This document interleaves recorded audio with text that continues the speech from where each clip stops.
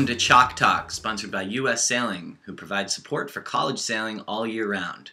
I'm Chris Love. And I'm Eric Stork. And Eric, we are in that funny time in the college season between qualifying round and nationals. We took last week off from Chalk Talk to prepare, but this week we have a nice solid look, since we've still got some time before the championship, to have a look at All-Americans, honorable mentions, and College Sailor of the Year. One of our favorite but most difficult tasks of the year. It really is, Chris, and the reason it is so hard, you got to look at the record of every single skipper that competes and their crews, how difficult the competition was that they attained that record, all their results, fall and spring, different skippers and crews. And then if you have any doubt, you got to look to previous years, how they compared to All-Americans from then. It's a very difficult job that the All-American Selection Committee has, and take it with a grain of salt here on Chalk Talk. We're just giving you a sneak peek at what might happen out in the gorge on that last night. Yeah, we're going to give it a shot, and of course, the final Nationals regatta does count quite a bit, actually. I mean, more than any other record that we look at, that's probably the most important one, and it hasn't happened yet. So what we say here is a little bit incomplete. But remember, it is more than just, reputation. We don't take into account previous years. We don't take into account anything that's not college. And we're focusing specifically on what happened this fall and this spring. So let's dive right into it. We'll start off with women's.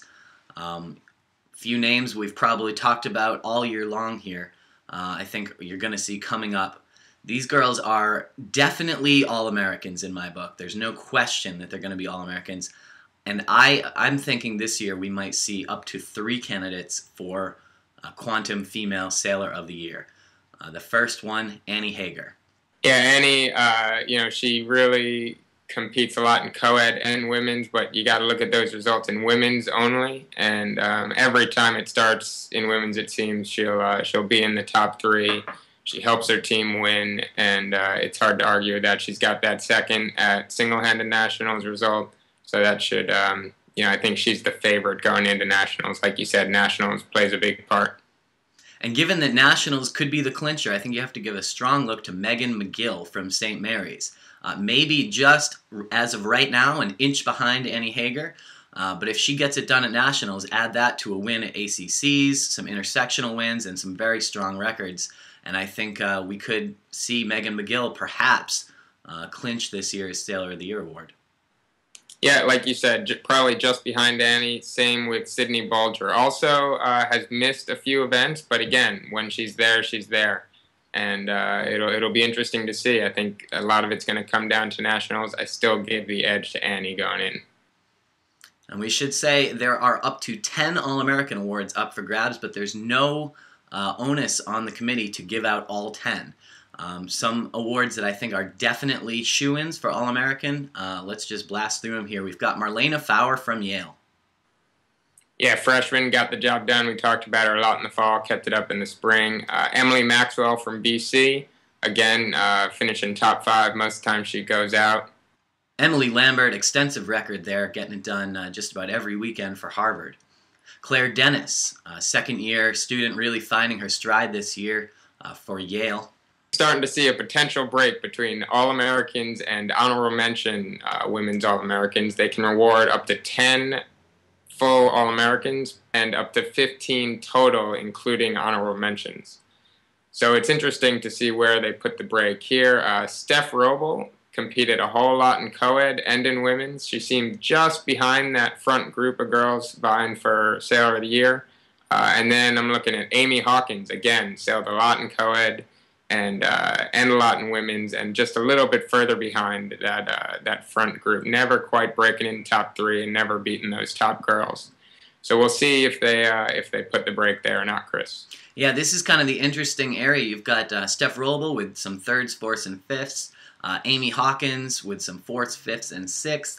And then you've got Maggie Shea, who's pretty versatile. You see her in A Division and B Division, and so now we get to that point where you're kind of weighing, is a 1st in B worth a 5th in A? And this is where you got to really look at the head-to-head records, and this is where the job gets pretty tough. So I think I would put the break right about there. Amy Hawkins, almost All-American, but I give her top honorable mention. Maggie Shea is next, and then her teammate, actually, Atlantic Brugman, also sailing A Division and B Division throughout the year. Yeah, Chris, I think they'll all certainly be honorable mention or potentially All-American somewhere in that break. And then you've got a few others. Brianna Provenza from BC. This will be the third BC woman on our list. You'll see Emily Billing from Yale also getting it done a lot. Caroline Patton from HWS had a really good year. She might even be a little bit higher, close to that break as a senior. And Elizabeth Barry from Brown, senior, making the list. And then, this is kind of a tough decision, and it's got to be a tough decision for the committee. Where do you draw that line and end the show? There's only 15 awards to give out. So I think Krista Rohde might be, a strong consideration, but if you count them up here, I'm not sure that there's room for her. A strong record, but may just fall short this year. And another one in that category is Mimi Roller, a fantastic B Division sailor for St. Mary's, but look at all the A Division sailors ahead of her. It'll be interesting to see how that list shakes up at Women's Nationals, Chris, but now let's have a look at the co-ed All-Americans.